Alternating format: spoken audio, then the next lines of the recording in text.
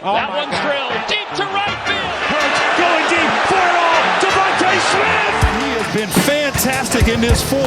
Wow. A break in on goal, and he scores.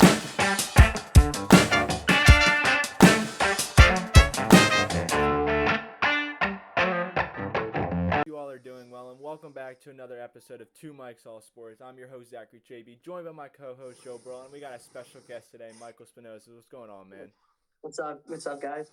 So we're going to give you guys since we didn't do a college football predictions video, we're going to give you guys a CFB round 1 reactions and then round 2 predictions and thoughts.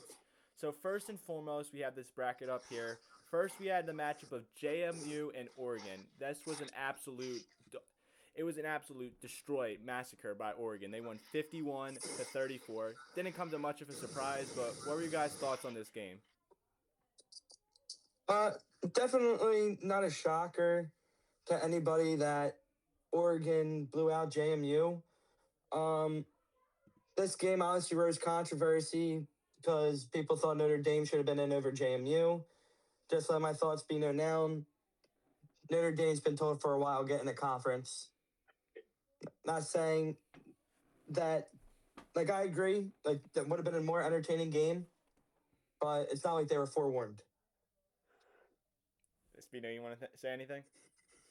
I just want to say on behalf of Notre Dame, we don't want to join a conference because we don't like sharing that money that we make. Okay. What were your thoughts on the game, though? I'm just surprised JMU put up 30 on Oregon. I know the backups played in the fourth quarter, but that might be a little worrisome going deeper for Oregon. Yeah, but they scored 28 in the final 2 quarters compared to 17 by Oregon. You could tell Oregon didn't want anybody getting hurt going into the quarterfinal. Yeah, no. Yeah. I think Oregon kind of just showed what everyone expecting out of them. I think Oregon's a solid team. I don't think they're as good as last year, but I also thought they were pretty good last year, but then they got embarrassed by Ohio State. So that's to say the least. But I like the dual threat ability that Dante Moore has, and they have a really good receiving core, and their defense has been one of the betters in the league. But at the same time, their record is 12-1, but they haven't been as impressive as they were last year. When I thought they were also perfect last year up until the Rose Bowl. So, but. Speaking of Oregon, since they won, what do you guys think their ceiling is in the college football playoffs? Ceiling, obviously, all the way. The team gets hot. We talk about it throughout all the different levels of play and all the different sports. If you catch high at the right time, there's nobody stopping you. But realistically, I think semifinals, especially if Indiana plays the way they do and beat Alabama, which I think will happen. I do think if they do make it out of Texas Tech a winner, they're not beating Indiana. What about you, Spino?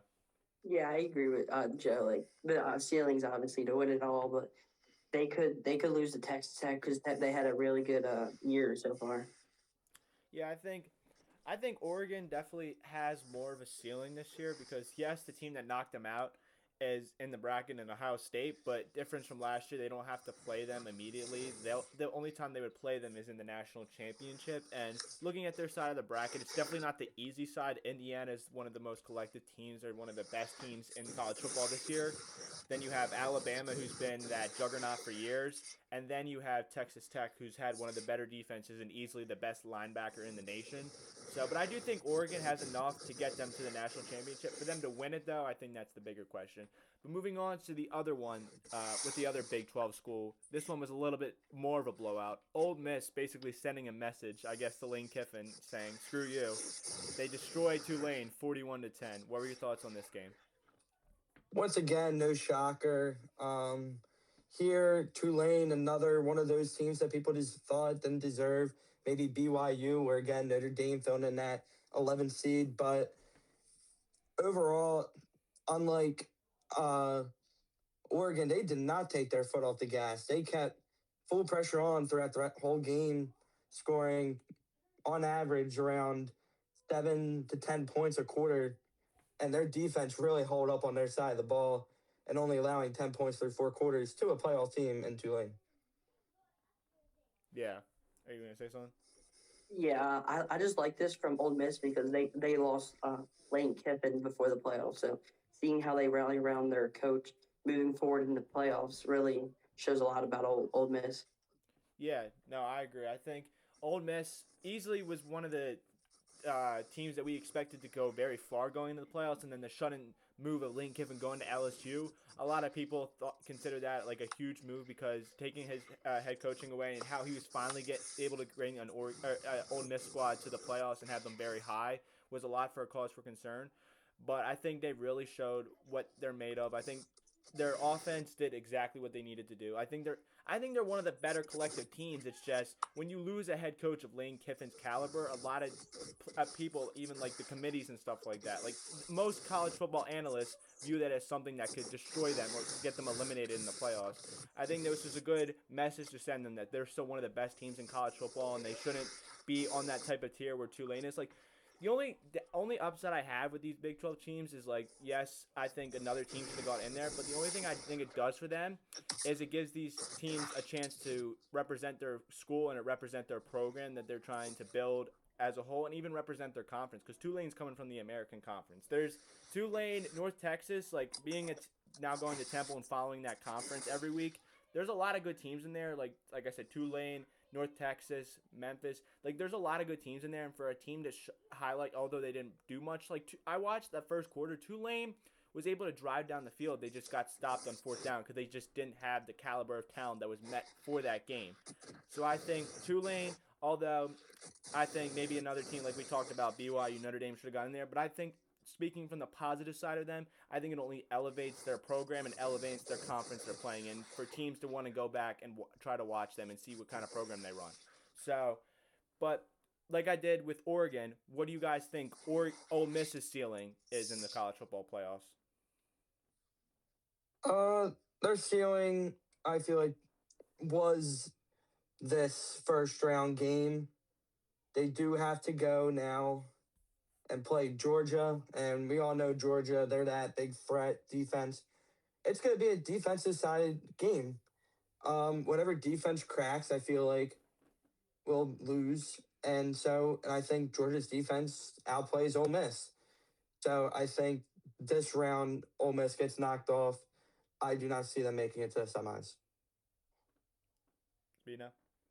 Yeah, I don't think Ole Miss's ceiling is as big as Oregon's to make it to the national championship. I think maybe like the semifinals, if they can beat Georgia, we see. I mean, Georgia with just amazing, good defense, good offense, weapons everywhere. We'll just see how Ole Miss, without their head coach, can go. Yeah. No, I think the thing with Ole Miss is like we said going into the playoffs with with their team and stuff like that, and with Lane Kiffin still in the fold, they had very high chances. But like, yes, you still might have that collective play calling from him, but it's a lot different when he's in the building in comparison to when he's out of the building. And on the other side, with Kirby Smart being there for years, these players know they know him, and that's why they wanted to go to Georgia. So I think with them as a whole and stuff like that, I think Georgia's experience is what beats out Ole Miss, I think. So, but moving on to the next matchup, one of the teams that was highly criticized for even making the playoffs is Alabama. And early on, it looked like they shouldn't. It looked like they didn't deserve to be in this game, down 17-0. But a huge comeback by them led them to a 34-24 win. What are you guys' thoughts on their win? Big win for Alabama. Great game coming down to the wire. And I think Alabama proved like why they deserve to be in this playoffs. A lot of controversy again with them being in it, but Oklahoma was a great team this year, and this game didn't take anything away from that. This was easily one of the best games this round, and I really think Alabama is going to shock some people come these later rounds. You got Spino? Yeah, Alabama's just been I feel like just since they got rid of Nick Saban and have their new coach from Washington, right? Yeah. Yeah. Yeah, I can't remember. He just Yeah, but Kellen DeBoer, yeah, they just have been inconsistent. So I mean, they beat Oklahoma. Let's just see what they can do next round. yeah, I think you were talking about Kalen DeBoer. Yeah, Yeah. DeBoer. No, I think that this game showed a lot for Alabama because Ty Simpson, I don't think he didn't have the best season like this year collectively. I thought he was like okay, but then his composure to come back in this game I think was huge. And then another thing is like Oklahoma has been one of the better offense. John Mateer before he got hurt was an early Heisman favorite and then came back and continued to play well. This is the first time in a while that Oklahoma had an experienced a playoff game like this. Obviously Alabama was in Alabama like has experienced this numerous of times. So, but I think this was huge to where Oklahoma had the home field advantage without a doubt. This is something, and Alabama was walking into a different territory because most of their away games at this point were in neutral territories when it came to the college football playoffs. This was their first, because if I'm not mistaken, they weren't in the 12-team playoff last year, right? Correct. Alabama. I don't think they were. Yeah, I think the closest they They got. may have been the first one team out. Yeah. And I think for them, this is their first time experiencing 12-team playoffs. First time really experiencing home field advantage when it came to the playoffs. Because obviously they've gone to all kinds of different places being in the SEC. But to go to Oklahoma where it was rowdy, it was insane. And to be down 17-0 I think is even more huge and shows the resilience that Alabama has. And you said it was a tough transition from Nick Saban leaving to now Caleb DeBoer taking over. And I think Caleb DeBoer, although the first year was rough, to transition into the second year and really have these players collectively well, I think really shows Alabama's program and what they can do as a whole. But then let me ask you, you want to say something? Yeah, I just want to say, I just want to see Brian Williams, the wide receiver. I just want to see him get like a bigger step, like have a better year than he has. Like in the playoffs, they're going to need him.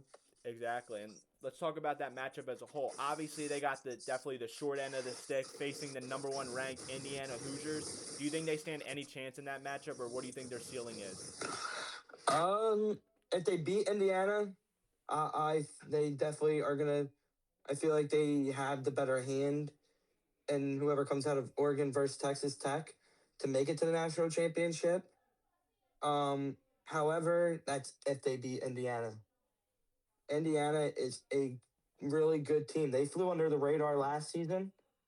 They really have outshone and proved why they got that one seed overall this year.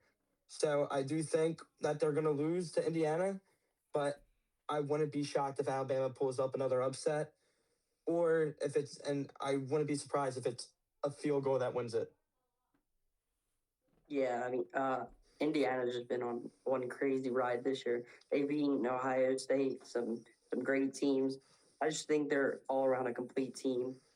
Fernando Mendoza, he's been really good. Yeah, and I think it's like Kirk Cignetti. He's one of the best head coaches you can have for this type of team, and he had a good season last year, but everyone thought it was like a fairy tale run because they got their one losses to one team that was worlds better than them in Ohio State. Like a bunch of their wins were against soft teams, and they got eliminated in the first round, and everyone thought, oh, it's just like a fairy tale run. But then this year they've come back. Although Fernando Mendoza, I think, doesn't have the stats to be Heisman, he had the Heisman moments. I think this is the first time in a while we've seen a quarterback or the person who's won the Heisman not win it because of their stats, win it because of their moments. Because you said, huge win against Ohio State in the Big Ten Championship. He went to Oregon. He knocked them off. And although Penn State was not very good this season, what he was able to do on that final drive to get them to win in Happy Valley, that's the type of moments you expect out of a Heisman Trophy winner. And Mendoza has been incredible. They've had an insane offense. Their offense has been good, and then their defense has been even better. And they're all led by Kurt Cignetti and what he embodies in this program. Indiana was one of those lower teams for a while. Now they're one of those powerhouses. Although Mendoza is going to leave, I think Cignetti being there, I think he's going to be able to keep them as a program collectively. And Alabama has been that program. And they've been there again and again and again. But this Indiana team, I think, is different. Like, this Indiana team is one of the more special teams that I've seen in a while. They fight for each other. Like, Mendoza, he's got to be one of, like, I love watching his post-game interviews because you can just see the passion he puts into this game every day in and day out. So I think it's going to be a tough matchup. Like, I do agree with Joe, though. If Alabama's able to get out of this with a win, I don't see any other team stopping them just because they beat these teams before. So if they can get on a roll, it's going to be tough to stop them as a whole. And then I want to talk about the final matchup of the first round. Probably a snooze fest, but these two defenses just played spectacular. Miami snuck away with a 10-3 win. What were you guys' thoughts on this final matchup? Great game as a whole. Again, like the Alabama Oklahoma game. Uh, However, this was a very big defensive matchup, like you said, Zach. Uh, Texas A&M didn't even score their first 3 points in the fourth quarter. There wasn't a touchdown till the fourth quarter. So obviously a big defensive game and a very entertaining one at that for being a first round playoff game. Yeah, I mean, two teams that Notre Dame lost to. That's why we're not in the playoffs, but that's fine. But that was a good game. I think the defenses really showed up, and if the defenses can keep showing up, I think both these teams have, or Miami has a good shot of going on a little run if Carson Beck can play good football and not turn the ball over. Yeah. And I want to mention Carson Beck because this was his first real taste of the college football playoffs because the only time before that was when he got some starting, I think, in the TCU national championship game. But he didn't play for Georgia last year because he got hurt, so Gunnar Stockton stepped in. And it's been a very up and down season for Miami, having some big wins, but then also losing to Louisville, and I can't remember the other team off the top of my head, but like still, like their losses are not good in their case either. So, but I like this. I think coming into this game, there was expected somewhat scoring, but the defense is what really came to play. And I think another thing is what Miami was able to do to Texas A&M's quarterback Marcel Reed. He's a dual threat quarterback that can make a lot of plays, and they completely neutralized him and got him to show his weaknesses, which is throwing the ball and leading to those interceptions. The one early on in the game, and then the one towards the end of the game to seal the game for Miami.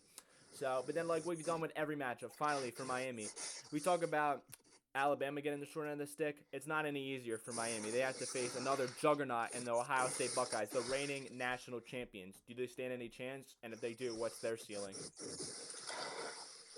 Obviously, every team deserves has a chance, but it's all about odds. And Ohio State, man, especially coming off of that loss to Indiana, the Big Ten championship, they're coming out with a vengeance. They want to see Indiana on January 19th in the national championship game. So they have their eyes set. And as long as they don't look past this Miami team, because you got to focus on the game tomorrow night and you got to secure the win first and not look past any opponents because this is the playoffs. So don't get me wrong. But I think Miami's ceiling is this quarterfinal game. Doesn't knock how great of a season they have played. But this Ohio State team has been good for years, and it's no short of a good team this year. Yeah, Ohio State's really good, and last year they lost to Michigan to end the regular season. I think that lights the fire under Ryan Days, and that just gets Ohio State going. And they lost to Indiana, so I think they have a good. Ohio State's gonna. They should roll over Miami. Yeah, I like how you mentioned the Big Ten championship because that definitely laid a bad taste in their mouth because that's the Ohio State team that we have not seen in a while.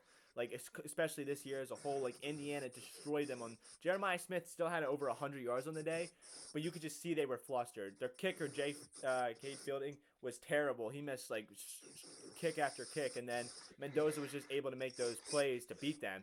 Ohio State didn't play their style of football, and that's why they lost in the Big Ten championship. But like I said, although this isn't a neutral site, I still think Ohio State's going to find a way to dominate this thing. I think they had that pedigree, they had that experience. They want to get back to the championship. They want to go back to back because they still have a good collective program here. I do think. I think Miami. They have a chance. I love their defense. They easily have the best pass rushing duo in all of college football this year, the way those two guys have been able to play. And then, obviously, Carson Beck has been all right. I really liked what I've seen out of Malachi Tony. He's been great for them in the receiving end and as a rusher. So, but we've talked about every matchup. I'm going to go matchup by matchup. Just give me, guys, your quick predictions on who's going to win each game, and then give me your reason why. So first, we'll talk about Oregon, Texas Tech. Who do you think is going to win and your reason why? Texas Tech, they're more rested, and that was more of a scrimmage game for Oregon. And I feel like that JMU game just didn't really help. It was like a preseason game for them. I'm gonna go with Oregon. I mean, you saw it last year. All the teams that had to buy a loss. I think the rest hurts them, and I think Oregon gets the win. Yeah, I think I'm gonna go with Oregon too. I like their team as a whole, and I think Texas Tech, they have a great team, but they weren't in the dance last year. And Oregon, although they were just into the dance and only had to play one game, they were in this situation before that Texas Tech is in right now. So I think they can go in. Dante Moore, I think Oregon's going to have a better offense set up. Dan Lanning's going to have these guys ready to go. So I think Oregon's going to show out everything they have in the playbook, and I think it's just going to be too much for Texas Tech, and I think Oregon will win this game. Then talking about the next matchup, because we have, if I'm not mistaken, the Ohio State-Miami game is tomorrow, correct? Correct. Tomorrow, 7:30. Okay. So let's talk about another matchup that's going to be on the same day as Oregon and Texas Tech on New Year's Day. Alabama, Indiana. Who's winning and your reason why? I think Alabama does get the upset. I think they roll. Like you guys said, that bye kills momentum. Sure, you get a week of rest, but man, if Indiana was fresh off that Big Ten championship going into this week, all hot that they just beat Ohio State, like sure they could still carry that over now that they had a rest week, but Alabama just got that big 17-point comeback. So I really think Alabama's going to ride that to the next round. Yeah, Alabama came off a huge win against Oklahoma. That was probably the biggest win all year. But I think they're just good everywhere, and I think they just get it done. Yeah, I think Indiana this year, man, like they're no longer want to be considered that Cinderella story. They're a legit team. They want to go out there and win this game, and they want to show Alabama that they're the new up and coming team. And I think they're going to be able to do that. I think they have no way to stop Mendoza. I think Mendoza is going to soar in this game. Their offense is going to be all over the place. And then I really like their linebacker Aiden Fisher on the other side of the ball. I think he's going to be able to contain Alabama and their team. Like you said, Ryan Williams needs to step up big. I think they're going to have a plan for him to completely shut him down and then try to get the ball to Bernard and such. So, but then the next matchup, two matchups between two SEC teams, Ole Miss, Georgia. Who's winning and why? Georgia, this will be a very defensive game. However, Georgia's known for their defense, and I think their offense is a lot more explosive than Ole Miss. So I think Georgia walks away easily in this matchup. Yeah, I'm going to go with Georgia too. I just think Ole Miss losing Lane Kiffin's going to eventually hurt them. I think this is the game that it does. Yeah, I'm going to go with Georgia too. I think their defense, it's always good. It's going to continue to be good. And Ole Miss, I think, although they have every player still there, I think their head coach stepping in for Lane Kiffin, I just think isn't going to have enough to stop Georgia on the defensive side of the ball. And their offense, I think, will do just enough, just as they usually do, to win this game. And then the final game, the game that will happen before all of these games, the Cotton Bowl, right? Mm-hmm. We have Ohio State and Miami. Who's winning and why? Ohio State comes out victorious tomorrow night because, once again, that loss in the Big Ten championship is going to light a fire under their ass. Like, all right, it's time to go. If we want to win, we got to prove it tonight. Got to prove it next week in the semifinal, and we're going to try to go back-to-back national champions. I think Ohio State's quarterback was very disrespected at the Heisman ceremony. I think only one guy came over to interview him, so I think it starts with saying, and then it just feeds off the rest of the Ohio State team, and they just win. Yeah, I want to pick Ohio State, but I don't think they're going to go back-to-back. I think I'm going to choose the upset here. The only reason I'm going to choose this upset is because I think Miami's offense is good, and Ohio State's offense is good, yes. But we've seen before, if you have the right game plan coming into the night, that's what's going to win you the game. And sometimes that's what's all you need. And I think Miami has a good enough offense. If they bring the right game plan in and they're soaring, their defense will be able to do just enough. Because the one thing, what I've learned with Ohio State, if you keep the game close with them, you can beat them. You cannot let them get out ahead. And I know that's easier said than done sometimes. But Indiana has done it. There's plenty of teams that have done it this year that if you keep them close in the game and it gets to the fourth quarter late, one turnover could change the game and win you that game. And I think Miami's just going to be able to do that. I know Georgia's repeated before, so it's not out of the question. And I know we've had a couple. Michigan did it. Ohio State did it. The Big Ten has seemed like to carry most of the national champions. But I think Ohio State loses tomorrow night. I know it's a crazy thing to say, but crazier things have happened. I think Miami's coming off, although they didn't play well, their defense is coming off an amazing game against Texas A&M. They're hungry. They're ready for more. And I think if they're able to shut down Jeremiah Smith, limit it to Cardell Tate maybe. I know they have Bo Jackson Jr. They have Ohio State has an amazing offense. They should be favored in this game by so much. I think everyone's picking them. I'm just going to pick Miami because I think college football at any sports, especially in the playoffs, it's any given night. And I think Miami is just going to be the better team tomorrow night. That's plain and simple on my part. But before we wrap things up, is there anything else you guys want to mention about the playoffs or anything else you're looking forward to or expecting as we open this second round and go on till the national championship on January 19th?